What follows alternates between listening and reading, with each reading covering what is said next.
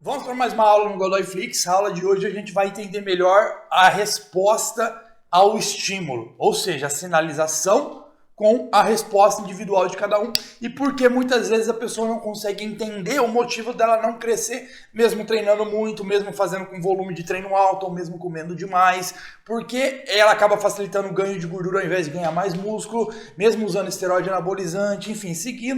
Eu sei que você está curtindo o conteúdo, mas eu tenho um recado rápido para você. Esse é apenas um trecho de uma das centenas e centenas de aulas que você encontra dentro da Arena Coliseu. E eu vou ser sincero, a Arena Coliseu é o lugar para quem busca conhecimento de verdade, para quem busca aprender tudo sobre treinamento e nutrição, sem frescura, sem mimimi, sem enrolação. Não é lugar para quem treina fofo e nem para preguiçoso. Quer saber mais? Aqui na descrição tem um link com todas as informações. Agora pode voltar ao conteúdo. Valeu! Arrisca todas as regras para ter hipertrofia, o porquê a pessoa não consegue atingir essa resposta esperada. A gente vai entender aqui. E essa resposta está exatamente aqui, sobre a resposta entre estímulo e resposta. Ou seja, chamei de escala Godoy porque eu nunca tinha visto essa relação aqui. E eu acho que exemplifica muito o que acontece bastante, tá bom? Então eu dei meu nome ali para ela. Mas vamos lá. A gente tem aqui a forma incorreta e a gente tem a forma correta de fazer essa periodização, né? Essa análise para a gente entender melhor. Vamos começar aqui pela forma incorreta, que é bem simples de entender. A gente tem aqui o grau de sinalização, ou seja, o nível de sinalização que o indivíduo vai receber. Em azul, a gente tem a sinalização primária, que é o treinamento, a nutrição, o recurso ergogênico, ou seja, tudo que envolve a sinalização anabólica para a hipertrofia. E em preto, a gente tem a nossa resposta individual. O que é essa resposta individual? É o quanto você responde àquele estímulo. Quer dizer, vamos supor, você tem um estímulo do treino, da injeção de proteína, do esteroide anabolizante, enfim, você tem o estímulo dele. E aí, o que costuma acontecer? Acontecem sinalizações na célula através de proteínas sinalizadoras que respondem ao processo mecânico do treinamento, que respondem à ingestão de proteína para aumentar a síntese proteica muscular, para aumentar vários fatores importantes aqui. Por exemplo, aumento da síntese proteica muscular, aumento da capacidade contrátil do músculo, são adaptações que acontecem, ou seja, melhorando o poder contrátil, aumentando a força. Você consegue gerar as adaptações com o tempo, com o estímulo do treino através dessa sinalização primária, principalmente do treinamento, né? O recurso esteroide, esteroide anabolizantes, a nutrição, elas potencializam esse efeito do treinamento, essa ação do treinamento, né? Por isso que o treinamento é a estrutura, é a base para construir algo sólido, né? Sem ele, a gente não tem boa resposta. A gente aumenta a resistência periférica, né? A resistência muscular periférica, nosso músculo a gente fica mais forte, fica mais resistente, uma capacidade contrátil mais rápida, mais ágil, mais potente, tá? A gente tem o aumento da biogênese ribossomal. Os ribossomos são responsáveis por traduzir a informação. Por quê? A gente recebe o estímulo, esse estímulo chega no DNA, o DNA vai fazer a síntese de proteína do RNA mensageiro, né? Esse RNA mensageiro vai para os ribossomos para ser traduzido em proteína. Quanto mais proteína você consegue traduzir por RNA mensageiro, maior a tua eficiência de tradução, melhor a tua resposta, tá? Então é uma adaptação que acontece, é muito importante a biogênese ribossomal, mais do que a quantidade de RNA mensageiro sintetizado, tá? A gente também tem a biogênese mitocondrial, que é a proliferação e o aumento da densidade das mitocôndrias, que está envolvido com o metabolismo energético, para a síntese de ATP, para vários processos importantes que acontecem naquela fibra muscular ali. Então a gente tem a biogênese mitocondrial mesmo com o treinamento, porque a gente também tem atividade da MPK durante o treinamento, tá? A gente tem o aumento também da síntese da cadeia pesada da miosina das fibras do tipo 2. O que é essa cadeia pesada da miosina?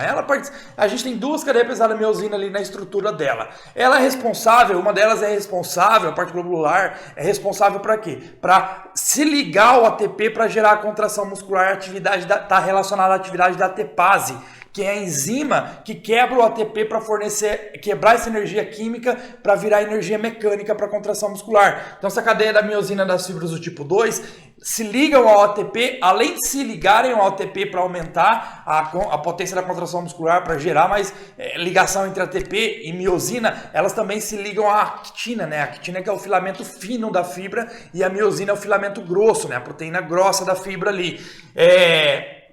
Ou seja, nessa cadeia pesada da miosina, a gente tem tanto a ligação da miosina com a actina, o sítio de ligação, como também tem um sítio de ligação do ATP. Então, aumentando a síntese dessa cadeia pesada da miosina, das fibras do tipo 2, a gente aumenta a velocidade de contração, que a fibra 2 é uma fibra rápida, que trabalha em alta intensidade, tá? Uma fibra glicolítica também. Então, você aumenta a resposta dela para quebrar o ATP com mais eficiência, com mais potência e também uma maior ligação com a actina para gerar um poder contrátil maior, tá? A gente também tem um aumento da proliferação de mionúcleos, a gente tem a teoria dos mionúcleos, porque a fibra muscular ela é multinucleada, então ela tem vários núcleos. Conforme você vai treinando, o que acontece? Você começa a receber a sinalização das células satélites. As células satélites, elas participam do quê? Aqui, ó, aumenta a proliferação de células satélites, ativação e proliferação. O que isso acontece? As células satélites, elas fazem a reparação, elas são responsáveis por fazer a reparação das proteínas danificadas,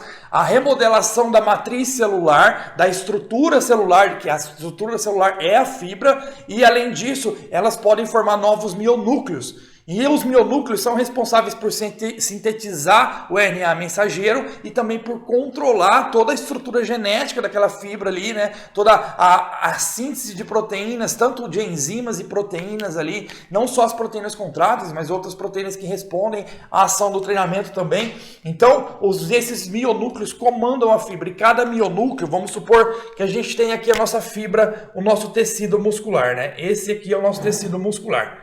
Então a gente tem lá nosso tecido muscular e eu vou fazer o mionúcleo em azul. E a gente tem alguns mionúcleos ali em azul. Cada mionúcleo ele tem um domínio na fibra muscular, né? Então você tem um domínio para cada mionúcleo aqui.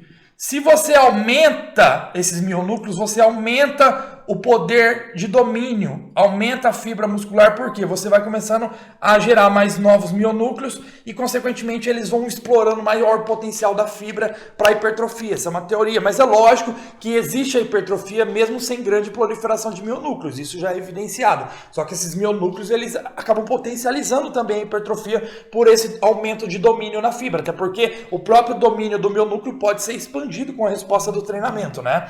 A gente também tem um aumento da atividade enzimática, ou seja, se você está puxando um treinamento com peso, principalmente de alta intensidade, de 70% de um RM para mais, você gera maior atividade glicolítica, aumenta a proliferação e atividade das enzimas glicolíticas para produzir energia através da via anaeróbica, tá? Você também tem o aumento da proliferação e ativação de células satélites, como eu já expliquei a atividade delas, e além disso você tem uma maior recuperação do dano, então você tem uma adaptação ao dano. Quando você é iniciante, intermediário, você tende a sofrer mais com o dano e as mudanças do treinamento. Então, por isso que a pessoa fica mais dolorida por mais tempo, aquele dano, aquela inflamação, aquela dor tardia. Normalmente no iniciante intermediário dura mais tempo que qualquer alteração no treinamento. O indivíduo mais avançado, ele tende a se adaptar melhor. Ele modifica o treino, aumenta o volume de trabalho, consequentemente ele vai ter aquele aumento do dano, mas esse dano vai ser rapidamente recuperado graças a esse aumento da eficiência da fibra. Você tem mais mionúcleos para sintetizar mais proteína mais rapidamente, você tem maior atividade das células satélites para fazer a reparação e remodelação,